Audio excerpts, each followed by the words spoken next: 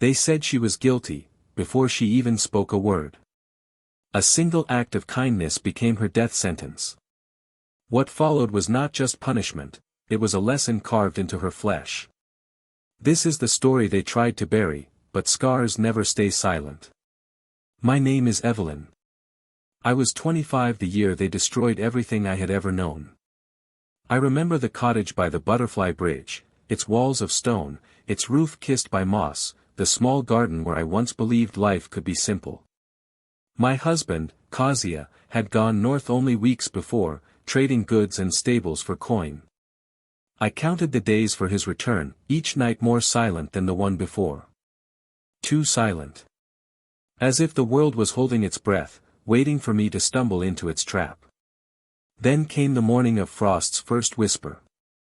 A woodcutter knocked at my door. His face was tired, his clothes damp with the mist. Harmless enough, carrying nothing but an axe dulled by use and a bundle of logs. He asked for water. I offered him more. Bread, still warm from my hearth. A kindness so small, so ordinary, I thought nothing of it. But kindness, in the wrong eyes, can be turned into a curse. The widow next door watched him leave. Her mouth twisted like she had been waiting years for this chance. By noon, the whispers had already begun. Evelyn entertains men while her husband is gone. By evening, the rumors burned like fire on dry grass. I waited for someone to knock, to ask, to listen. No one did. By dusk, the elders summoned me. And marked me for ruin. Imagine the whole town watching, as your name is dragged through mud, literally. By dusk they had summoned me, and marked me for ruin. 2 guards came without warning. Their faces hidden beneath dark hoods, their hands rough as they seized my wrists. I wasn't allowed to dress. They tore at my shift, yanking me forward as though I were a thief caught red-handed. My feet stumbled over the threshold of the cottage that had once been my sanctuary, and into the streets that now felt like a stage. Mud splashed up my legs as they dragged me through the village path. Torches flickered in doorways, each flame a spotlight burning into my shame. I heard the hushed gasps of mothers who pulled their children close. Little hands covered little eyes. Yet curiosity is stronger than innocence. Tiny fingers slipped apart, peeking, staring at me like I was already condemned. The whispers followed me as surely as the guard's grip. Adulteress. Temptress. Sinner. Each word clung heavier than the mud on my skin. I tried to tell myself I was dreaming, that if I blinked long enough, I would wake in Kazuya's arms, his hand warm against mine, his voice assuring me this was nothing but a nightmare. But the nightmare only deepened. My feet slipped, my arms strained against the ropes.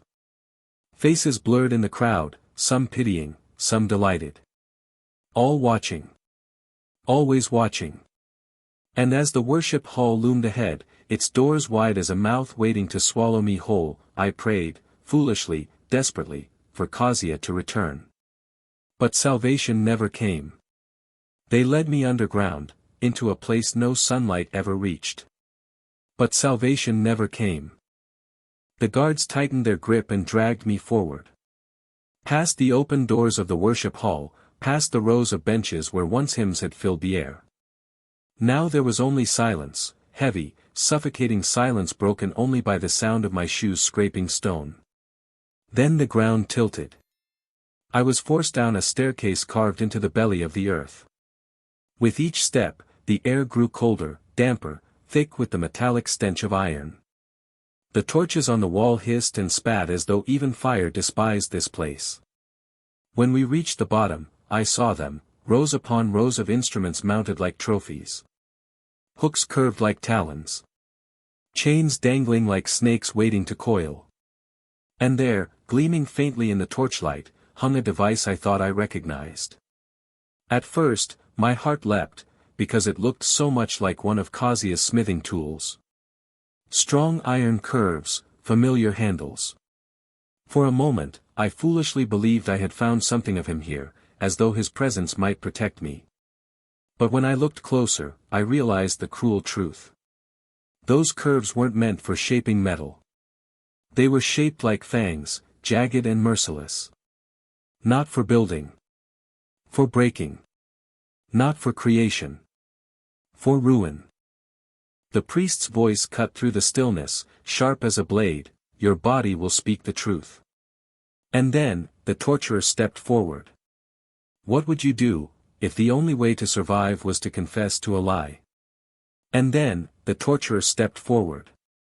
He was a thick man, his body a map of old scars, raised lines running across his arms, his neck, even his jaw, as though pain itself had tried to conquer him and failed. His silence was heavier than any threat. He did not need to announce who he was. His presence alone told me, this was a man who had made suffering his craft. Behind him, the priest began his chant. Words of scripture, twisted into weapons, tales of Eve's temptation, of purity lost, of women as the root of sin. The syllables echoed off the stone walls, droning like a curse. I could barely hear them, but the meaning pressed into me like a weight. You are guilty. You were always guilty. The guards yanked my arms upward and bound my wrists to a rope that scraped against the ceiling beam. My body hung forward, straining, my shoulders burning from the pull. My chest, bared, exposed, was left for their judgment, for their spectacle. I felt smaller than human, nothing more than a vessel they intended to empty of dignity. The torturer's hand reached for the claws. Iron, blackened from fire, curved with sharp points that glimmered faintly in the torchlight. He wrapped his thick fingers around the handle, slow, deliberate, as though savoring the moment. His eyes never left me. Not once. He stepped close. I could feel the heat of his breath, the shadow of his bulk swallowing mine. The metal touched my skin, cold as death itself. They said pain would force me to speak, but it only stole my voice. The metal touched my skin, cold as death itself. My breath stopped. My knees buckled, but the ropes kept me hanging upright, dangling like prey in a hunter's snare. The claws pressed harder, sharp points teasing my flesh, promising what was to come. And then, suddenly, he pulled. A fire unlike any flame I had ever known roared through me. Not burning on the outside, but from deep within, as though my own soul had been set alight. My body convulsed violently. My mouth opened, but no sound escaped. The pain was too vast, too shocking for my voice to find me. When at last it came, it was not a scream I recognized, it was a guttural, animal cry, dragged from the very pit of me. It tore through the chamber, bouncing against the stone, filling the silence that the priest's chants had left. Tears burst forth, unstoppable, blinding. My breath came in gasps, ragged and broken. The torturer released the claws and stepped back, waiting. His eyes studied me like a butcher studies meat, as though my suffering alone could confess for me. Speak, he demanded. Give his name. Tell us what you did.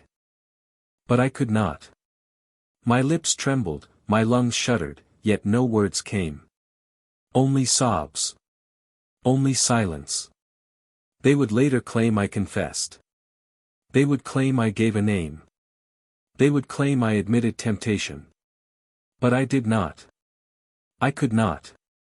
He pressed the claws against the other side, and I begged for death. What happens when pain is so deep, it blinds you? The claws sank in again. This time deeper. Sharper. My body arched against the ropes, every muscle stretched to breaking. My voice broke into strangled cries, half scream, half sob. Then came the light. White, blinding light that filled the back of my eyes, as though the world itself had disappeared and left me in a void of pain.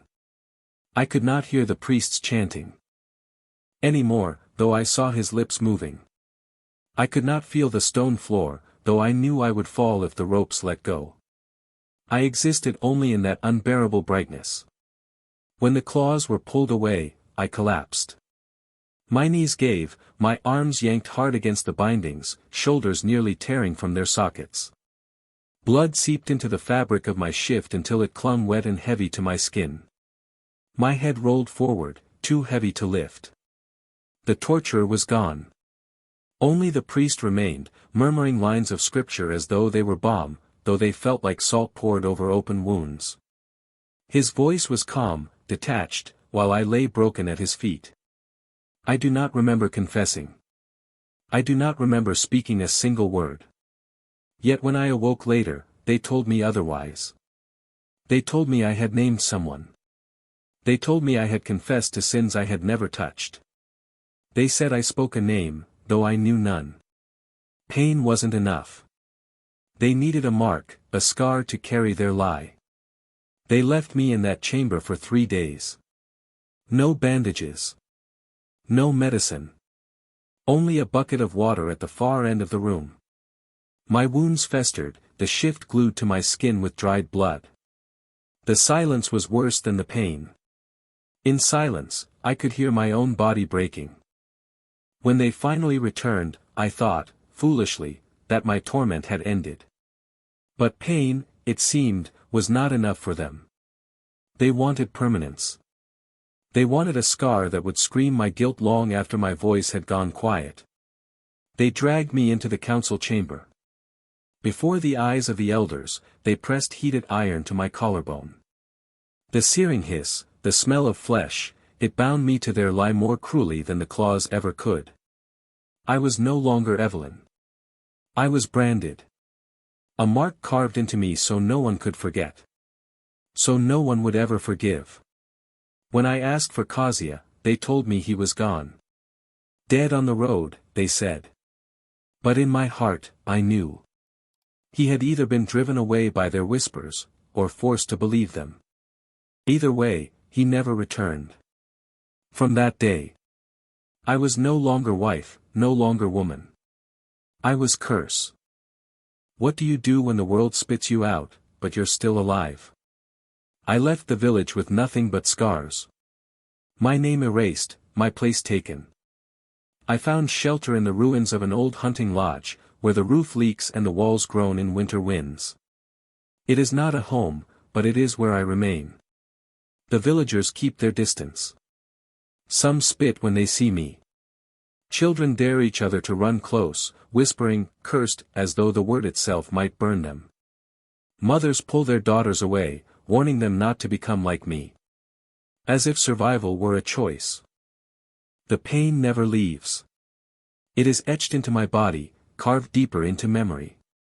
Every breath I take reminds me of what was stolen. Every scar whispers their judgment. But most unbearable of all is the silence, the way no one speaks my name anymore. And yet, the whispers never die.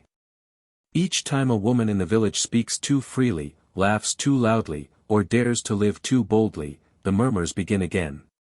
And when I hear them, the pain in my chest burns as if the claws still rest there.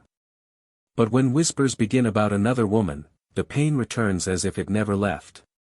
Some scars scream louder than any voice ever could. The girls come at night, when the roads are quiet and the eyes of their mothers are elsewhere. They arrive trembling, wide-eyed, torn between fear and curiosity. They ask me, in hushed voices, what happened to you? At first, I do not answer. I let them wait, let them feel the weight of silence. And then, slowly, I loosen my gown. I show them what was done. The scars, jagged and unforgiving. The brand seared into my flesh. Some cry. Some look away. Others reach trembling fingers as though to touch the truth. And then I tell them. Not with scripture, not with chants, but with the only truth I have. This is what they do when women say nothing. This is what they do when women say too much. This is what they do when you commit a sin, or when you are simply born a woman. My suffering became my weapon. My story, a shield for others. What they carved into me, I now carve into memory.